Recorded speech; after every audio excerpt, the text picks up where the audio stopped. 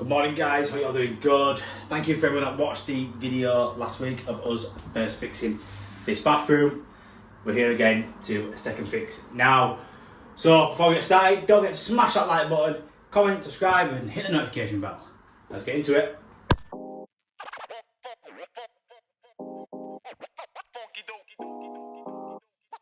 Right, so we are here to second fix. We've been this morning and we've put the floor down. So LVT flooring down, waterproof.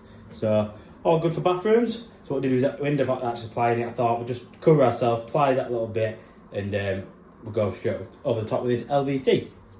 Pretty smart and quick, to be fair. I like it. So plan of action today, I'm going to put the toilet in now, get that plumbed in, shower valve on, and radiator on. Today is just after 1 now, so we're going to put ourselves under a bit of pressure there, but we're going to try and do what we can do. And then we're back again tomorrow to finish off, all being well, fingers crossed. Just it's been tiled, as you can see. Done used Regis tiling. It's a new tiler we've used, and it's done a bobbling job. Can't fault it, to be honest. So I'm really happy with that. So we're using him and his lads going forward, and the electrician's been yesterday. Put the lights in, fan in, and mirror in. So what we're gonna do: start with the toilet, shower, then radiator. Let's crack on. Make it look like we've actually done something today. Right, so we just make the toilet up now. Fill valve and siphon in with no silicone, but as always on my fixing bolts, I like to put a little bit of silicone on there, especially on the ones which like these ones that have come with it, which go straight through the cistern into the pan. You can get away with the other ones which bolt up to the cistern, and then you got another bolt underneath without doing the silicone in. But I prefer to do it. It just covers your ass, because if you put that in, plumb it all up, tighten it up, fill it up, and it leaks, you take it all apart again. So we just put it on, just to be on the safe side really. So get that in there, and also before we put the pan on the cistern, put your flexi on. I use flexis. Some people don't like them, but for circumstances like these, and if you ever need to work on it in the future, it's going to make life a lot easier having a flexi on there instead of a fixed connection. It's going to be really hard to work on there, especially with that side bit there. If it was an open back toilet, you don't have to do that. But with it being a semi-closed off, you do. So we'll get that put together, interplaced, fixed down with our L bracket, which are somewhere. Fix it back to the wall. Luckily we've got some fixing points on these ones, we're not having to stick it. We'll probably will put a bit of silicone on there, but only a little bit. And get a toilet fit. Right, so I've showed this tip before, but we haven't shown it for a while. So the reason I'm using a flexi on this toilet is I'm having to budget as far over that way. We've got a 500 basin, which is going to go tight, basically, between the bath and the toilet. And where the stack outside is straight up, there's no elbow, so I can't move it down as such. So I'm having to, it's a bit off centre, so that's why I'm using the flexi, just to make it a little bit off centre. Some people don't like flexis, some people do. They have their advantages. I don't mind them. They get you out of the shit sometimes. So a little bit of a tip for you. I'll just prop this down here. So this only, as far as I'm aware, works with McAlpine pan connectors. And you can actually cut these down.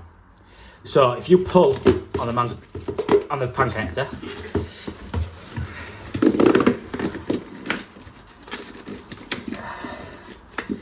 see it comes loose.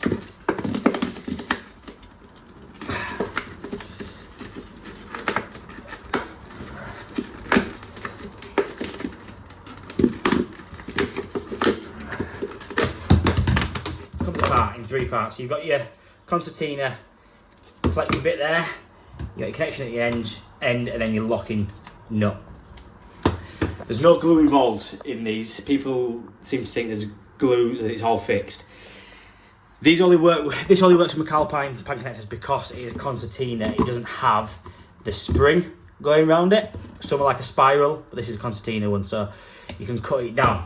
So all you have to do is work out exactly how much you want to cut off. So I'm going to cut probably about that much off. And And if you open it up so you've got a slot round like so. So you want to be on the inside. Get a sharp Stanley knife and just run it round.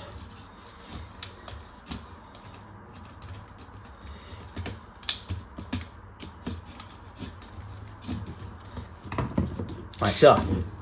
And then you get your connection and your locking nut, put them on there like so, and then just push down so you can't really go any further. Like so. And your locking nut's in place. Got a bit more. Your locking nut's in place and won't move. You're going to get a watertight seal again with that. I've done this for years, not had no comebacks or problems with it. So a little bit of a tip. Some people won't like it, some people will. Hope that helps someone. Right, so toilet all in, connected. We're just moving over to doing the towel rail now. So just made it up, got our brackets on. I don't tighten them up fully, leave them loose. It just helps when it comes to mounting it on the wall. So we are making our valves up. Got straight valves going straight through the floor.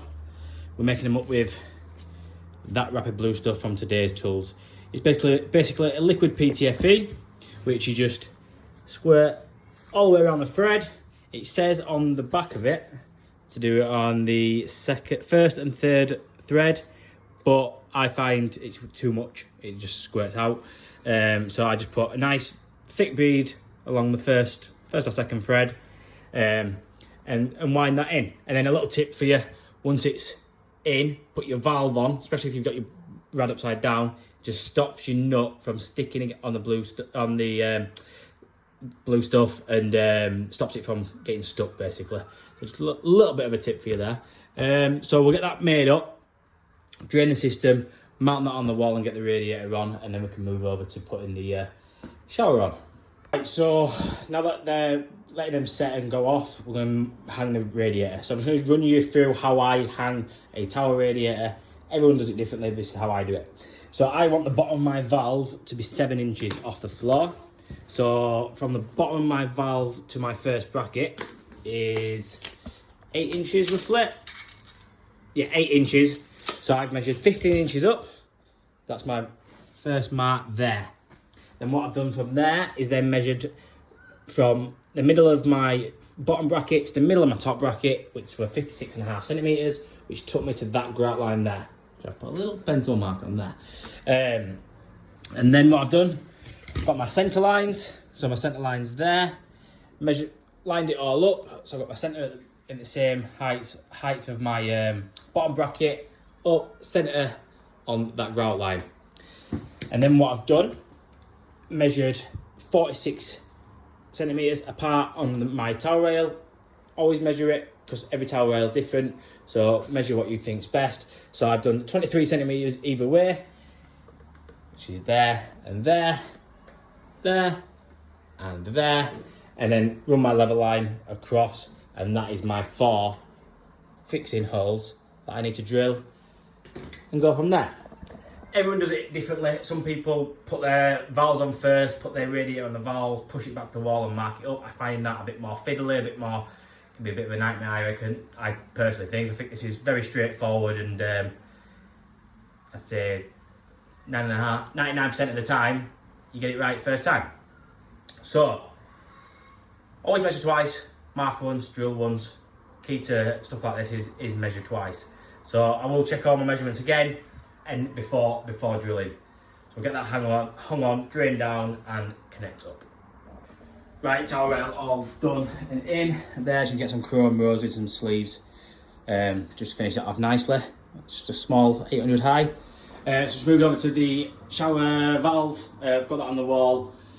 Why manufacturers, do you still send these? Because I don't know anybody that actually uses these. Use your second fix kits from Marflow. So they went straight on there, kept up, tighten up, water back on. Job's a good one. So we'll get the riser rail up now, and then we'll tidy up and call it a day for today. Back tomorrow, screen on, bath panel on, and then basin in. It's going to be very tight. The basin's quite a deep basin. I'm going to speak to customers and see if they definitely want to put that basin in, or whether they want to hold off and put a different one in. We'll show them that in the morning. But yeah, it is very tight. But the walls are where it's going to be a tight bathroom. I need to mix up a bit of tile, a bit of grout, bits of grout missing tomorrow as well. But I think it's a bit hard to get everywhere. There's always going to be little bits missing here and there, but we've got to make sure we fill them. Before we put the bath panel on, though, we're going to have to silicone. So what I'm going to have to do is put shower screen on, put my fixing holes in for my for the basin, take the taps off. No, sorry, fill the bath up, take the taps off, silicone up, then put the taps back on, and then panel can go on then. Just because once the basin's in there, you're not going to get the back panel in and fixed in properly. Other thing with small bathrooms is a bit of a nightmare sometimes, but it is what it is. We adapt and overcome. Right guys, so back here again, finishing off today. So it's the afternoon now, just crap time. We've had a couple of little, not hiccups, but we've had to change a few things around. Well, not a few things around, one thing around. So basically, the basin that we had in before was just too big. It come too far out, too tight. So going for a smaller basin with one of the, where it overhangs a little bit. So still got a decent sized basin, but it don't protrude onto the toilet as much. So that's not a problem. Bath panel's already made up, ready to go. That just slots in nicely. I might need to put a block on the floor just to stop the back from pushing in, but I think we'll be okay there. So I'm just moving around to the siliconing, and when I installed the shot, I managed to grab myself one of these silicone blocks. I tried it out for the first time here. I've done it in the corner down there. You get a decent finish, it's not too bad. But I'm not in love with it. Yeah, I might get better in time with it, but I think I prefer the little credit card ones. This is very messy, in my opinion. And when it's these tiles, they're not flat. They are smooth, but there's little bumps in them and stuff like that. So silicone's getting stuck. So I imagine if it's a nice flat tile. Well, in fact, around the window where it's nice and flat, it was fine. It wasn't getting stuck on the tiles, but on the bumpy tiles, it was getting stuck quite a bit. So I recommend it, but I don't recommend it at the same time. Give it a try, see what you think of it. I probably will just stick to using the ones I used before, which I do need to grab some new ones, which I'll probably grab today, to be honest, and go from there and using them going forward. I might try it again in the future, see how we get on. It comes in with an 8mm and a 10mm, if I remember correctly. I might be wrong with that. Beads. The middle one is not any size really. So all you do, as an example, silicone up there, slot it into place, it like that, slide it along, it gives you a nice finished edge. In my opinion, it all just clogs up and gets a bit too messy. And yeah. Each to their own. Some people will probably get on with it like a house on fire, but others don't, and I'm one of them that don't. So it is what it is. So what we're gonna do now is, like I say, go get some more silicone blocks. We need to silicone rest of the window and down the vertical there.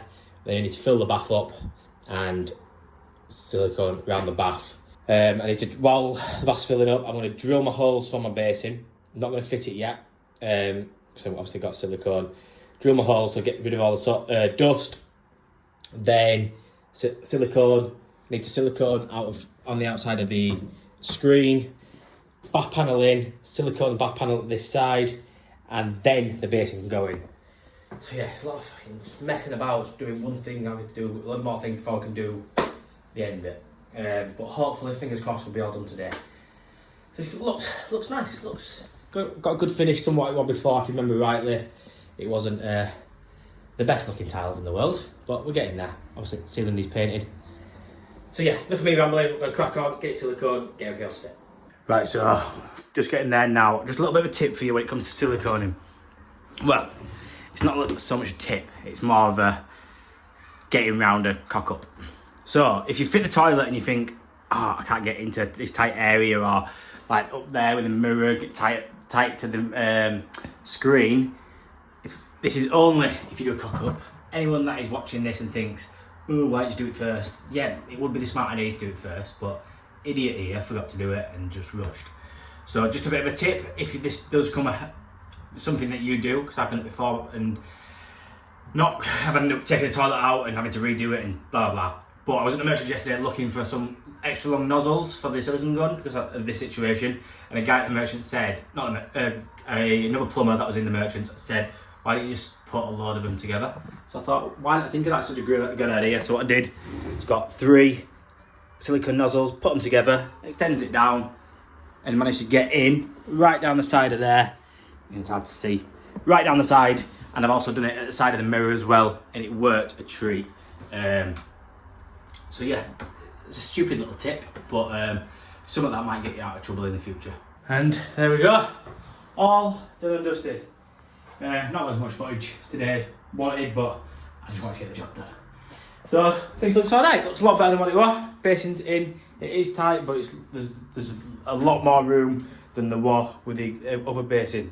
I've just realised I'm not done. I've still got silicone there. There's always something else.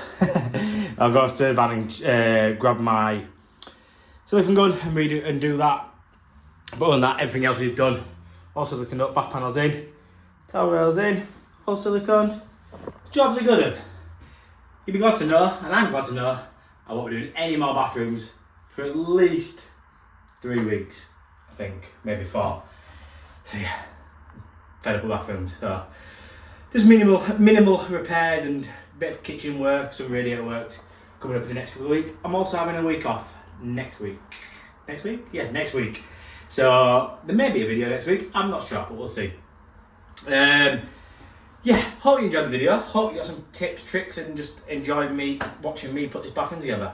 I've enjoyed this one. It's been a lot better than the previous bathroom we did. If you didn't watch the previous bathroom and realise what headaches we went through, go check it out. It was an absolute nightmare. Just a bit of a spoiler. We ended up ripping the whole thing out again.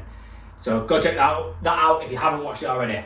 So before we go, don't forget to smash that like button if you like the video. Comment below. I will try and get back to at least 99.9% of everybody that does comment, and it is much appreciated if you hit that subscribe button. If you do want to see next week's video, make sure you're hitting that notification bell as well. Anybody think I rehearsed this? So yeah, peace out. Have a good weekend. See you all later. Bye bye. Peace. Bye.